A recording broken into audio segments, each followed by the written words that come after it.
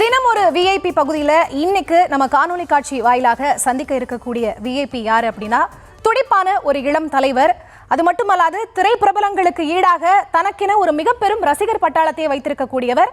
குறிப்பாக நேற்று வெளியான அந்த அறிவிப்பின் மூலமாக பள்ளி மாணவர்களுடைய அந்த மகிழ்ச்சி கரைபுரள காரணமாக இருக்கக்கூடிய துறையினுடைய அமைச்சர் திரு அன்பில் மகேஷ் பொய்யாமொழி அவர்கள் நம்மோடு இணைந்திருக்கிறார். வணக்கம் சார். உங்களோட பிஸி ஷெட்யூல்லையும் நியூஸ் தமிழ் தொலைக்காட்சியினுடைய குட் மார்னிங் தமிழா ஷோவில் இணைந்ததற்கு மிக்க மகிழ்ச்சி, நன்றிகள். முதற்கட்டமாக தேர்தலுக்கு இன்னும் சில மாதங்கள் தான் இருக்குது, 8-9 மாதங்கள் தான் இருக்குது. ஸோ தேர்தல் கட்சி பணிகள் எந்த அளவுக்கு இருக்குது? குறிப்பாக உங்களோட திருவெரும்பூர் சட்டமன்ற தொகுதி, அங்கே இந்த கடந்த 4.5 ஆண்டுகளில் என்னென்ன பணிகள் நிறைவேற்றியிருக்கீங்க? இன்னும் எஞ்சி இருக்கக்கூடிய மாதங்களில் என்னென்ன பணிகள் நிறைவேற்றிருக்கீங்க? நேயர்கள் உங்கள் அனைவருக்கும் முதல் என்னுடைய காலை வணக்கத்தை நான் தெரிவித்துக் கொள்கின்றேன். அனைவருக்கும் ஒரு இனிய பொழுதாக இது அமைய வேண்டும் என்கின்ற என்னுடைய வாழ்த்துக்கள். குறிப்பாக இந்த 4 வருஷமாக பார்த்தீங்கன்னா, நான் திருவெரும்பூர் தொகுதி மக்கள்கிட்ட அடிக்கடி நான் சொல்கிறது ஒன்று தான். என்னதான் நான் தமிழ்நாடு முழுவதும் பல கூட்டங்களில் போய் நின்று நான் பேசினா, நாங்கள்லாம் கூட்டத்துக்கு முன்பு பேசுவேன். திருவெரும்பூர் தொகுதி மக்கள்கிட்ட நின்று பேசும்போது மட்டும்தான் குடும்பத்துக்கு முன்பு நான் பேசுகின்ற உணர்வை பெறுவேன் என்று நான் சொல்வேன். அதுமாதிரி இந்த 4.5 வருஷமாக, ஏன் அதற்கு முன்பு 2016-21 ஒரு சட்டமன்ற உறுப்பினர், வெரி ஃபர்ஸ்ட் டைம் தேர்ந்தெடுக்கப்பட்ட சட்டமன்ற உறுப்பினராக என் மீது நம்பிக்கை வைத்து என்னை தேர்ந்தெடுத்தார் எங்களுடைய தொகுதி மக்கள். அப்போ ஒரு சட்டமன்ற உறுப்பினராக பல விஷயங்களை நான் தெரிஞ்சுக்கொள்ள முடிஞ்சு. மக்களுடைய அடிப்படை பிரச்சனைகள் என்னவா இருக்கின்றது, தேவைகள் என்னவா இருக்கின்றது, ஒவ்வொரு இஷ்யூஸ்ன்னு வரும்போது அதை சார்ந்து எந்தெந்த அதிகாரியை நம்ம அணுக வேண்டும், எப்படி அதை சார்ட் அவுட் பண்ண வேண்டும், கலெக்டர்கிட்ட போய் எதுக்கான மனுக்களை கொடுக்க வேண்டும், கார்பரேஷன் கமிஷன்கிட்ட எதை நம்ம கொடுக்க வேண்டும், பேரூராட்சி என்று வரும்போது எப்படி, நகராட்சி என்று வரும்போது எப்படி என்று ஒரு மிகப்பெரிய ஒரு படிப்பனை எனக்கு கொடுத்தது 2016-21. ஸோ அந்த லேர்னிங் பீரியடை இப்போ நான் செயல்படுத்துகின்ற அளவுக்கு இம்ப்ளிமெண்ட் பண்ணக்கூடிய ஒரு இடமாக, ஒரு ஆண்டாக 2021 ஆட்சி மாற்றம் ஏற்பட்டதிலிருந்து இன்றைக்கு ஒரு ஆளுங்கட்சியை சார்ந்திக்கின்ற சட்டமன்ற உறுப்பினராக, அமைச்சராக இருக்கும்போது இன்னும் அந்த வேலைகளாம் நன்கு உணர்ந்தவன் என்ற முறையில் அதை கொஞ்சம் வேகப்படுத்தி கொண்டிருக்கின்றோம். நீங்கள் சொல்கிற மாதிரி இன்னும் ஒரு 5 மாதம் கூட நீங்கள் கணக்கு எடுத்துக்கலாம் அடுத்த எலெக்ஷனுக்கு. அதற்கு எல்லா விதத்திலும் தமிழ்நாட்டுடைய முதலமைச்சர் எங்களை பொறுத்தவரை யாரை வேட்பாளராக அறிவிக்கிறாரோ, நிற்பது எங்களுடைய முத்தமிழர் கலைஞர், நிற்பது எங்களுடைய தமிழ்நாட்டு முதலமைச்சர் எங்களுடைய விதத்தில் பணியாற்றுவதற்கு நாங்கள் தயாராக இருக்கின்றோம். சார், நேற்றைய தினம் பள்ளி கல்விக்கான மாநில கல்விக் கொள்கையை வெளியிட்டிருக்கீங்க. இதை பற்றி பேசியிருக்கக்கூடிய தமிழக பாஜக தலைவர் நயினா நாகேந்திரனும் சரி, எல் முருகனும் சரி என்ன சொல்கிறாங்க அப்படின்னா, ஆல்ரெடி நடைமுறையில் இருக்கக்கூடிய தேசிய கல்விக் கொள்கையில் நீங்கள் 90% அப்படியே வச்சுருக்கீங்க, சிலவற்றை தான் மாற்றி ஸ்டிக்கர் ஊட்டி திராவிட மாடல் அரசு அறிவிப்பு வெளியிட்டிருக்காங்க அப்படின்னு சொல்கிறாங்க. இதுக்கு உங்களோட பதில்? சரி, தேசிய கல்விக் கொள்கை அப்படிங்கிறது நேற்று நான் தமிழ்நாட்டு முதலமைச்சரோட நான் அந்த நிகழ்ச்சியை கலந்து கொண்டு அதை வெளியிடும் போதே நான் சொன்னேன். நான் விதியை நம்பி மதியை மறக்கின்ற அந்த பகுத்தறிவற்ற வேலையை செய்யக்கூடாது என்று பேருங்க அண்ணா சொன்னார்னு. விதி சம்பந்தமாக பேசக்கூடியது தேசிய கல்விக் கொள்கை, மதி சம்பந்தமாக பேசக்கூடியது எங்களுடைய மாநில கல்விக் கொள்கை. இதில் நிறைய சிமிலாரிட்டிஸ் இருக்கலாம். சில திட்டங்கள் நல்ல நல்ல திட்டங்கள் கூட இருக்கலாம், அது சிமிலராக கூட இருக்கலாம், கோயின்சிடன்ஸாக கூட இருக்கலாம். பட் எங்களை பொறுத்த வரைக்கும் மாணவர்களுக்கு என்ன தேவை, அறிவியல் சார்ந்து என்ன தேவை அப்படிங்கிறது யார் சொன்னாலும் அதை நாங்கள் ஏற்றுக்கொள்ளும். ஆனால் பிற்போக்கு சம்பந்தமாக யாராச்சும் ஒரு கருத்துக்கள் சொல்றாங்கன்னா அதை கண்டிப்பாக நாங்கள் ஏற்றுக்கொள்ள முடியும். ஏன் நீங்கள் சொல்றீங்களே, தேசிய கல்விக் கொள்கையில் மார்னிங் பிரேக்ஃபாஸ்ட் ஸ்கீம்லாம் இருக்குது. ஆனால் அது ஃபர்ஸ்ட் அது இம்ப்ளிமெண்ட் ஆகிறதுக்கு முன்னாடியே இம்ப்ளிமெண்ட் பண்ணது நம்மளுடைய ஸ்டேட் தான். ஏன் ஒட்டுமொத்த இந்தியாவிலே நாம தான் பண்ணியிருக்கோம் நாம. ஸோ மக்களுக்கு, மாணவர்களுக்கு எது நல்லதோ அதை எடுத்துக்கிறோமே தவிர கண்மூடித்தனமாக அரசியல் பார்த்து கண்மூடித்தனமாக எதிர்க்கக்கூடியவர்கள் நாங்கள் அல்ல அப்படிங்கிறத நான் பதிவு செஞ்சுக்கிறேன் நான். ஸோ அவங்க சொல்ற மாதிரி எங்களை பொறுத்த வரைக்கும் மாநில கல்விக் கொள்கை அப்படிங்கிறது we have laid the foundation. இந்த 4 வருஷமா பார்த்தீங்கன்னா ஒரு ஃபவுண்டேஷனை லேட் பண்ணி அதோட அடுத்த கட்டத்துக்கு போறதுக்காக இன்னைக்கு இந்த எஸ்சிபி, அதில் அவங்க சொல்ற மாதிரி ஏற்கனவே இருக்கிறது, ஆமாம் ஏற்கனவே இருக்கிறது என்ன, அது எங்களோட ஃபவுண்டேஷன், அது சார்ந்து அடுத்து நாங்கள் என்ன கொண்டு போகிறோம் முதற்கொண்டு எல்லாத்துலேயுமே அதில் நாங்கள் பதிவு வச்சிருக்கோம். ஸோ முழுமையாக அவர்கள் அதை படித்து பார்த்தார்கள் என்று சொன்னால் கண்டிப்பாக இது மற்ற மாநிலமும் இதை பின்பற்ற வேண்டும் என்று அவர்களே சொல்வார்கள், அரசியல் பார்க்காமல் சொல்வார்கள் என்றே நான் நம்புகிறேன். நான் சார், மத்திய அரசு கல்விக்கான நிதி ஒதுக்கலை அப்படின்னாலும் முடிஞ்ச அளவுக்கு தமிழ்நாடு கவர்மெண்ட் இதை நீங்க பேர் பண்ணிக்கிறீங்க. பட் இனிமேயும் மத்திய அரசோட உதவி இல்லாமல் இதை கண்டினியூ பண்ண முடியும் அப்படின்னு நினைக்கிறீங்களா? நாம் மத்திய அரசுலேருந்து கேட்குறது நமக்கான எக்ஸ்ட்ராவாக எங்களுக்கு பணம் கொடுங்க நம்ம கேட்கவே. நல்லா ஒன்று புரிஞ்சுக்கணும், பேசிகிட்டு இருக்க நீங்களாக இருந்தாலும் நானாக இருந்தாலும் ஒட்டுமொத்த தமிழக மக்களுடைய வரி பணத்தை தான் நாம் இந்த திட்டத்துக்காக நம்ம கேட்குறோம். தொடர்ந்து ஒவ்வொரு ஆண்டும் எந்த ஒரு பிரச்சனையும் இல்லாமல் எந்த ஒரு கண்டிஷன் இல்லாமல் ரிலீஸ் பண்ணிட்டு இருந்த அந்த பணத்தை ஏன் இப்போ அந்த 2 வருஷம் மட்டும் இதை நீங்கள் ஒத்துக்கொள்ள வேண்டும், இதெல்லாம் ஒத்துட்டு கையெழுத்து போட்டால் தான் நான் பணம் தருவேன் அப்படின்னு சொல்றது எந்த விதத்தில் நியாயம் என்று தான் நான் கேட்க விரும்புகிறேன். ஸோ இந்த நேரத்தில் நம்முடைய மாண்பு தமிழ்நாட்டுடைய முதலமைச்சர் சொன்னது ஒன்று தான், பிற்போக்கு சம்பந்தமான நம்மளுடைய ஸ்டேட்டோட சென்டிமெண்ட்டாக இருக்கக்கூடிய மொழி சார்ந்து கை வைக்கும் பொழுதோ அல்லது பிள்ளைகளுக்கு வந்து இந்த குலக்கல்வி சார்ந்து கை வைக்கும் போது கண்டிப்பாக அது எங்களால் ஏற்றுக்கொள்ள முடியாது. ஸோ அதெல்லாம் நீக்கிட்டு சொன்னீங்கன்னா கூட நாங்கள் ஏற்றுக்க தயாராக இருக்கிறோம். ஆனால் நீங்கள் அதெல்லாம் நீங்கள் வலியுறுத்தும் பொழுது அதை கண்டிப்பாக எங்களால் ஏற்றுக்கொள்ள முடியாது என்று சொல்லி நீங்கள் ஸ்டேட் கவர்மெண்ட்டே வந்து இப்போ பேர் பண்ணுது. இந்த அமௌண்ட்டை பேர் பண்ணுறாங்கன்னா ஏறத்தாழ 43 லட்சம் பிள்ளைகளோட எதிர்காலத்தில் நம்ம மனசில் வச்சுட்டு இருக்கோம். நம்ம ஆல்மோஸ்ட் 32,000 டீச்சிங் அண்ட் நான் டீச்சிங் ஸ்டாஃப்ஸோடைய மாத சம்பளத்தை மனசில் வச்சுட்டு நம்ம இந்த வேலையை நம்ம செஞ்சுட்டு இருக்கோம். ஆனால் அதை பற்றி கொஞ்சம் கூட அவங்க கவலைப்படவில்லை. என்னை பொறுத்த வரைக்கும் ஒட்டுமொத்தமாக இது ஒரு மக்கள் இயக்கமாக மாற வேண்டும் என்றுதான் எங்களுடைய ஆசை. சமூக சிக்ஷாக்கான பணத்தை எங்கள்கிட்ட கொடுங்க, நீங்கள் அரசியல் நீங்கள் வெறுங்க வேணா பண்ணுங்க, ஆனால் எஜுகேஷனை தயவு செஞ்சு நீங்கள் அதை பண்ணாதீர்கள். 43 லட்சம் பிள்ளைங்களில் வெறும் திமுக சார்ந்திருக்கின்ற திமுக கூட்டணியை சார்ந்திருக்கின்ற பிள்ளைங்க மட்டும் படிக்கல, பிஜேபியை சார்ந்திருக்கின்ற பிள்ளைங்களும் படிச்சுட்டு தான் இருக்காங்க. உங்களுடைய கொள்கையை ஏற்றுக்கொள்ளாமல் படிக்கக்கூடிய பிள்ளைகள் இருந்து கொண்டு தான் இருக்கிறார்கள். அதிமுகவை சார்ந்திருக்கின்ற பிள்ளைகளும் அங்கே படிச்சுட்டு தான் இருக்கிறாங்க. எல்லாத்துக்கும் சேர்த்து தான் இந்த 43 லட்சம் பிள்ளைகளும். ஏன்னா 32,000க்கும் மேற்பட்ட டீச்சர்ஸ் எல்லாமே எங்க கட்சிக்காரங்க சொல்ல முடியும். அதிலும் பல்வேறு கொள்கைகளை பின்பற்றக்கூடிய டீச்சர்ஸும் இருப்பாங்க.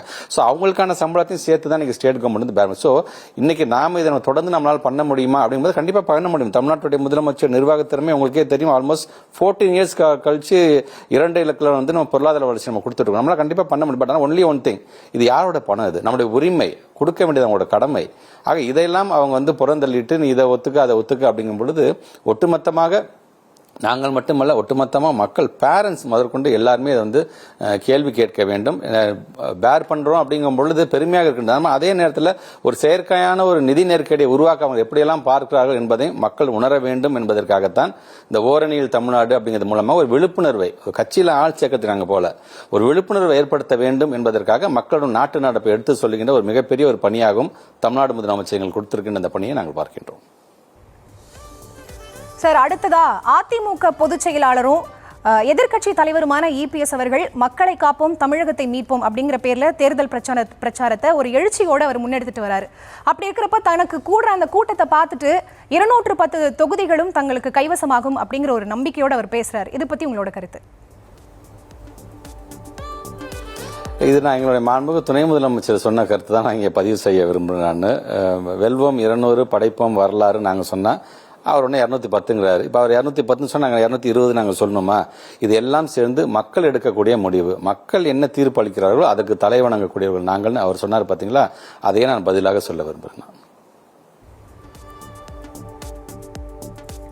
சார், அடுத்ததா உங்களோட கூட்டணி உடையும் அப்படின்னு தொடர்ந்து அதிமுகவும் சரி பாஜகவும் சரி சொல்லிட்டே வராங்க. இதை பத்தி நீங்க என்ன நினைக்கிறீங்க? தேர்தல் நெருங்குற நேரத்தில் என்ன வேணா நடக்கலாம் அப்படின்னு சொல்றாங்க. இதுக்கு உங்களோட பதில்? இல்ல, அது அவங்களுடைய ஆசை போல இருக்கு. அவங்களுடைய ஆசை இப்படிலாம் பண்ணாச்சும் நம்ம ஜெயிக்க மாட்டோமா, இப்படியாச்சும் ஒரு பிளவு நம்ம உருவாக்க முடியாதா என்று பார்க்கிறார்கள். ரொம்ப இன்டாக்டா இருக்கிறோம். எங்க கூட்டணி பொறுத்து தமிழ்நாட்டோட முதலமைச்சர் அரவணைப்பதாக இருந்தாலும் சரி, இன்னைக்கு ஒவ்வொருவரும் தமிழ்நாடு முதலமைச்சர் வந்து வீட்டில் வந்து சந்திச்சு தங்களுடைய கோரிக்கைகளை வைக்கும் பொழுதும் சரி, அல்லது உடல்நலம் சார்ந்து விசாரிப்பதாக இருந்தாலும் சரி, ஒரு அண்ணன் தம்பி உணர்வோடு இன்னைக்கு ஒவ்வொருவருமே பார்த்தீங்கன்னா கூட்டணி சார்ந்திருக்கு. ஏன் நேற்று மாநில கொள்கையை நாங்கள் உருவாக்கிட்டு தமிழ்நாடு முதலமைச்சர் சொன்ன ஒரே வார்த்தை என்ன தெரியுமா? எல்லா கூட்டணி தலைவர்களுக்கும் இதற்கான கருத்துக்கள் நம்ம என்ன பண்ணியிருக்கோங்கிறது வந்து தொலைபேசியில் நீயே சொல்லு, அந்த பாலிசி நோட்டை ஒவ்வொருத்தருக்கும் நீ வந்து போய் வழங்க சொல்லு. அதே போன்று கல்வியாளர்கள் எல்லா இடமும் இது சார்ந்து சொல்லுங்க. சில பேர் சில கருத்துக்கள்லாம் சொல்லுங்க, அந்த கருத்துக்களை நீ உள்வாங்கிக்கொள் என்கின்ற அளவிற்கு தான் இன்றைக்கு அப்படிப்பட்ட ஒரு மிகப்பெரிய ஒரு ஜனநாயக ஒரு சுதந்திரத்தை வந்து நம்ம தமிழ்நாட்டுடைய முதலமைச்சர் திருப்பி சொன்ன ஒரு குடும்பமாக, இது கூட்டணி என்று கூட சொல்ல முடியாது, ஒரு குடும்பமாக இன்னைக்கு அனைவரும் அரவணைக்கக்கூடியவர்களாக 10 வருஷமாக நாங்கள் இருக்கிறோம். நாங்கள் அதில் ஏதாச்சும் ஒரு பிளவு வந்துடக்கூடாதா அப்படிங்கிற அவங்களுடைய விருப்பம் என்றைக்குமே அது ஈடேறாது, அந்த எண்ணம் என்றைக்குமே நிறைவேறாது என்பதை நான் தெரிவிச்சுக்கிறேன். சார், பழைய ஓய்வூதிய திட்டத்தை கொண்டு வருவோம் அப்படின்னு வாக்குறுதி கொடுத்திருந்தீங்க. அதை கொண்டு வருவீங்களா? அதுக்கான சாத்தியம் இருக்கா?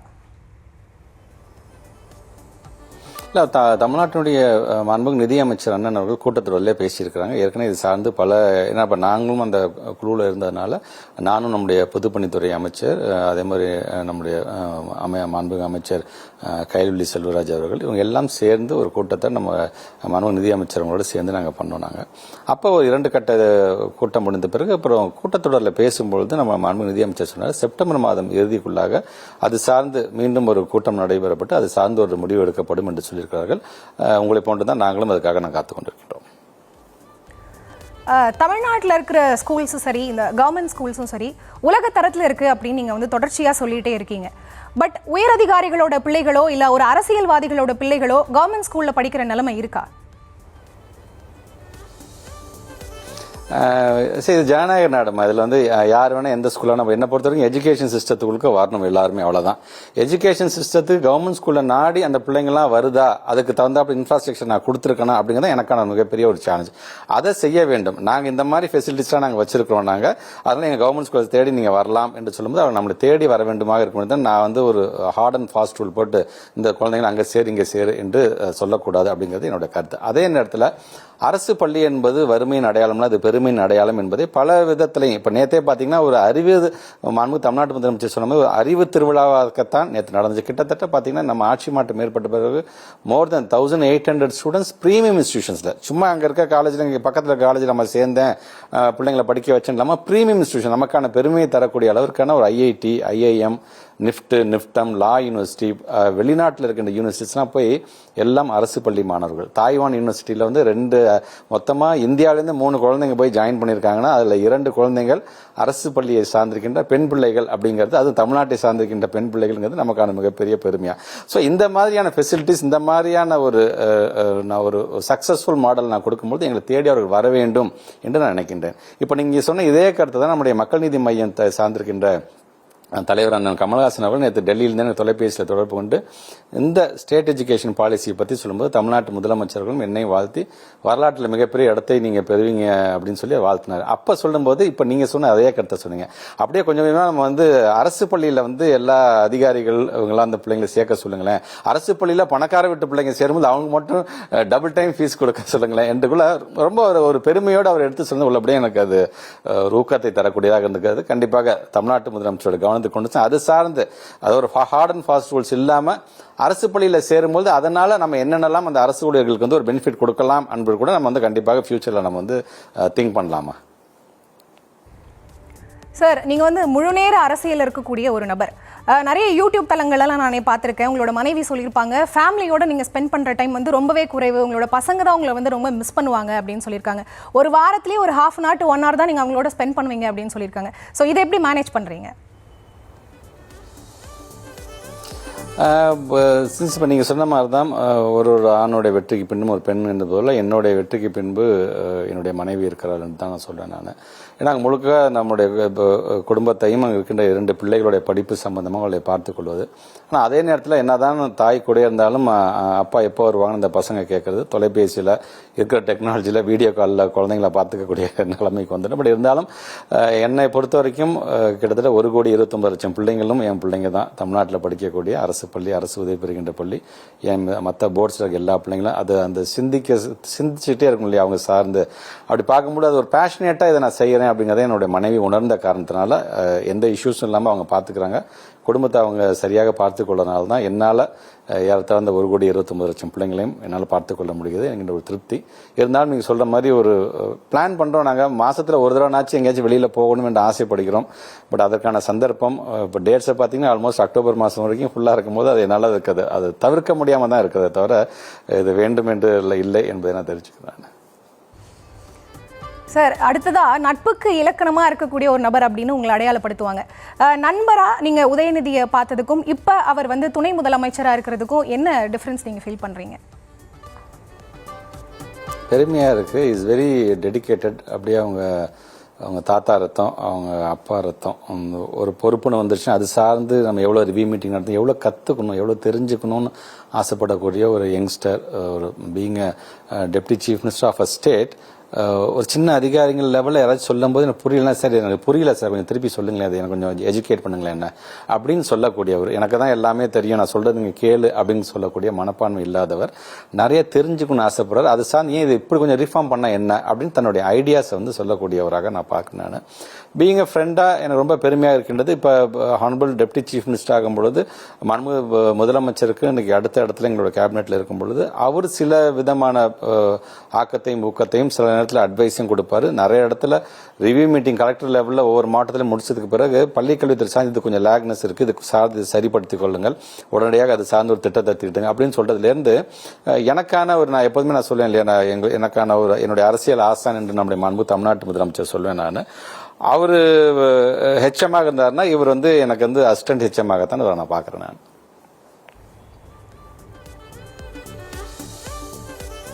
அடுத்ததா உங்களுடைய தாத்தா அவர்கள் வந்து கலைஞர் அவர்களோட நட்பா இருந்தாங்க. அதே மாதிரி உங்களோட அப்பா மு.க. ஸ்டாலின் அவர்களோட நண்பராக இருந்தார். நீங்க துணை முதலமைச்சரோட நண்பர். அதே மாதிரி உங்களோட மகனும் சரி, துணை முதலமைச்சர் உதயநிதி ஸ்டாலின் அவர்களோட மகனும், அவர்களோட நட்பு எப்படி இருக்கு? இது எதுவுமே பிளான் பண்ணி வரலாமா? தாத்தா அண்ட் கலைஞர் தாத்தா, அன்பில் தாத்தா, கலைஞர் தாத்தாவுடைய நட்பு அது அந்த காலத்தில் எப்படி அவங்களாம் வந்து தந்தை பெரியார், பேரிங்க அண்ணா அவர்களுடைய அப்படியே அந்த கொள்கை நட்பாகவே ஆரம்பிச்சது.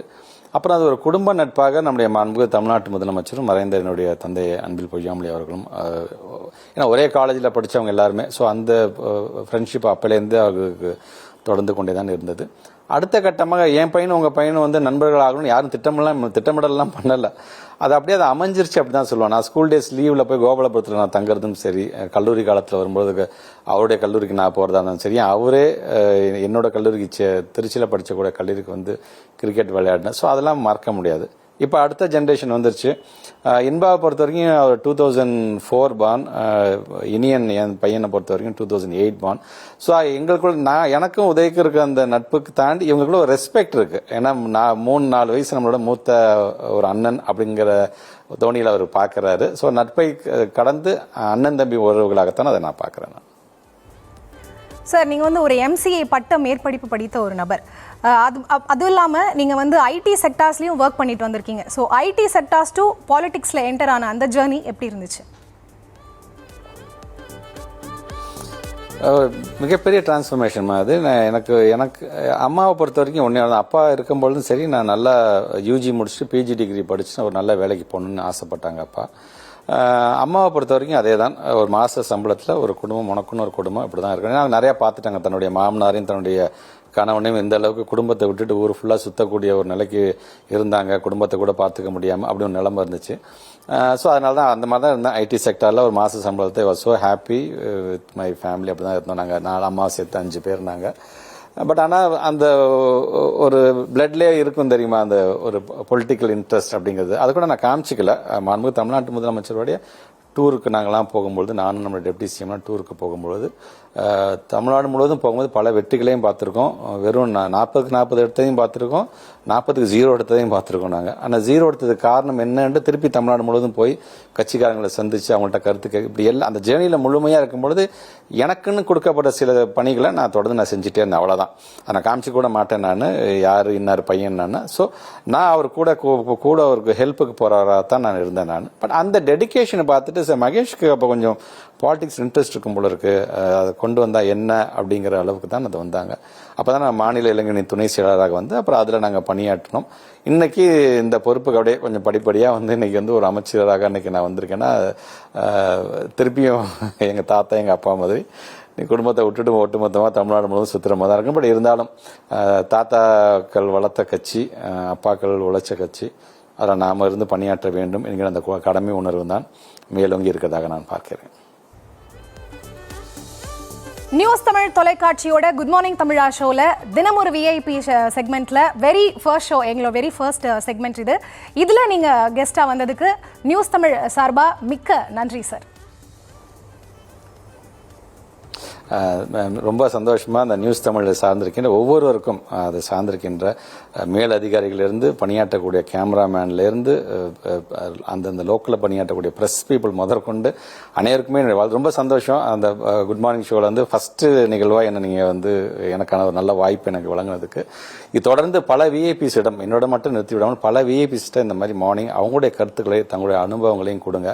மேபி அது யாராச்சும் ஒருத்தனை இன்ஸ்பயர் பண்ணால் கூட அது மிகப்பெரிய ஒரு வெற்றியாக இந்த ஷோட வெற்றியாக நான் பார்ப்பேன். தேங்க்யூமா. நன்றி சார்.